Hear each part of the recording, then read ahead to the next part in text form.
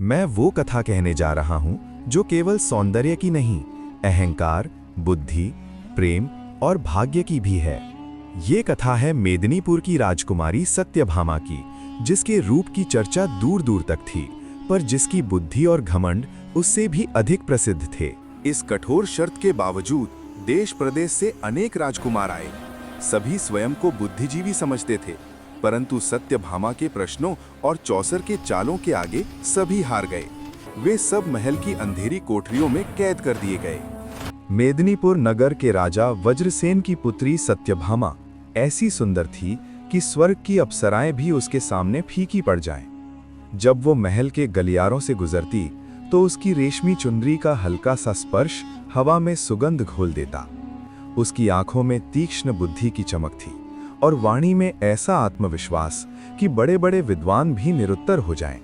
पर जहां अपार सौंदर्य और बुद्धिमत्ता एकत्र होती है, वहां अहंकार का जन्म होना स्वाभाविक है। राजकुमारी सत्यभामा ने अपने जीवन को एक कठोर प्रण से बांध लिया था। उसने घोषणा कर रखी थी, जो राजकुमार मेरे 10 प्रश्नों के उत्तर ठीक ठीक देगा और चौसर के खेल में मुझे पराजित करेगा, वही मेरा पति बनेगा। अन्यथा मैं जीवन भर कुंवारी रहूंगी और यही मानकर संतोष करूंगी कि ईश्वर ने मेरे योग्य पुरुष रचा ही नहीं। इतना ही नहीं, उसका एक और कठोर नियम था। जो राजकुमार उसके प्रश्नों में असफल होगा, वो कभी मेदिनीपुर से बाहर नहीं जा सकेगा। वो आजीवन राजमहल के कारागार में कैद रहेगा। राजकुमारी का मानना था कि जिसने एक बार उसे देख लिया, वो या तो उसका पति बनेगा या फिर ताउम्र उसका कैदी। समय बीतता गया और राजकुमारी का अहंकार बढ़ता गया। पर फिर एक दिन ऐसा हुआ जो इससे पहले कभी नहीं हुआ था।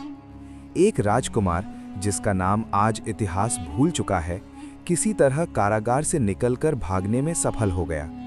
कैसे, ये कोई नहीं जानता।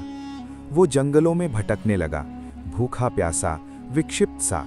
वो बार बार बुदबुदाता, हे प्रभु, या तो मुझे उठा ले या फिर एक बार राजकुमारी सत्यभामा के दर्शन करा दे। उसके बिना ये जीवन व्यर्थ है।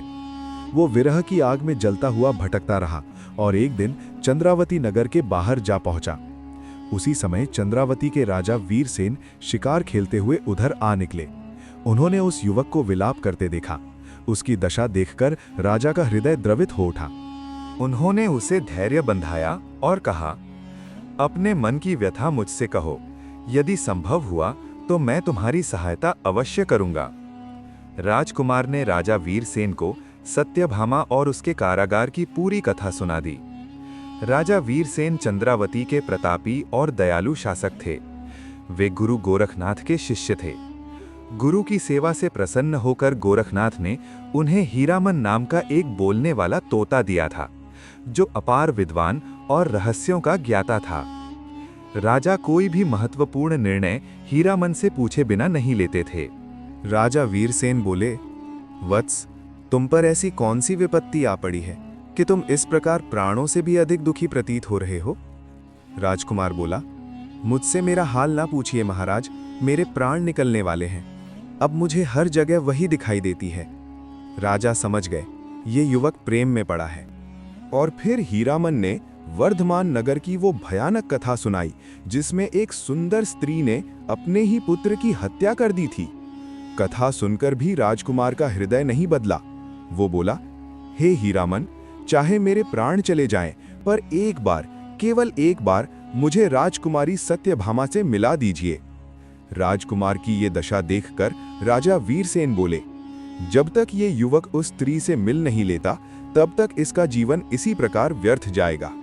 हीरामन कुछ देर मौन रहा, फिर बोला, ठीक है महाराज, यदि यह युवक इतना ही अड़िग है तो इसे मेरी सहायता से सत्यभामा तक पहुंचाया जाए।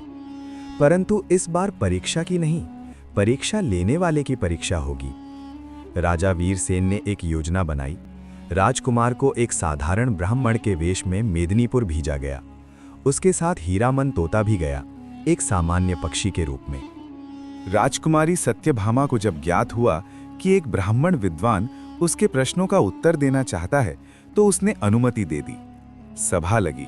राजकुमारी ने अपने 10 प्रश्न पूछे, पर इस बार प्रश्नों के उत्तर केवल शब्दों में नहीं थे, उनमें जीवन का अनुभव, करुणा और विनम्रता झलक रही थी। सत्यभामा पहली बार असमंजस में पड़ी। फिर चौसर का खेल आरंभ हुआ। राजकुमार ने ऐसा खेल खेला कि जीत उसके हाथ में थी, पर अंतिम चाल में उसने जानबूझकर हार स्वीकार कर ली। राजकुमारी चकित हो उठी। सत्यभामा की आंखों से अश्रु बह निकले। उसे पहली बार अनुभव हुआ कि ज्ञान केवल प्रश्नों में नहीं, करुणा में भी होता है। उसने अपने सभी कैदियों को मुक्त कर दिया और राजकुमार से कहा, आज नहीं, आज के बाद मैं स्वयं को भी मुक्त करती हूं अपने अहंकार से। और उसी दिन मेदिनीपुर के इतिहास में पहली बार ऐसा हुआ कि राजकुमारी ने स्वयं वर चुना। उसने पूछा, जब तुम जीत सकते थे तो हारे क्यों? राजकुमार बोला, जिसे जीत का घमंड हो वो सदा हारता है, और जो हार में भी विनम्र रहे वही सच्चा विजेता होता है। उस क्षण राजकुमारी सत्यभामा का अहंकार टूट गया। उसी समय हीरामन तोता उड़कर सभा में आया और बोला, राजकुमारी, आज तक तुम बुद्धि की परीक्षा लेती रहीं, आज पहली बार किसी ने तुम्हारे हृदय की परीक्षा ली है। न बुद्धि के बल पर, न सौंदर्य के, बल्कि विनम्रता और प्रेम के आधार पर। यही वो दिन था जब सत्यभामा ने जाना, सबसे कठिन प्रश्न स्वयं से पूछा जाने वाला प्रश्न होता है।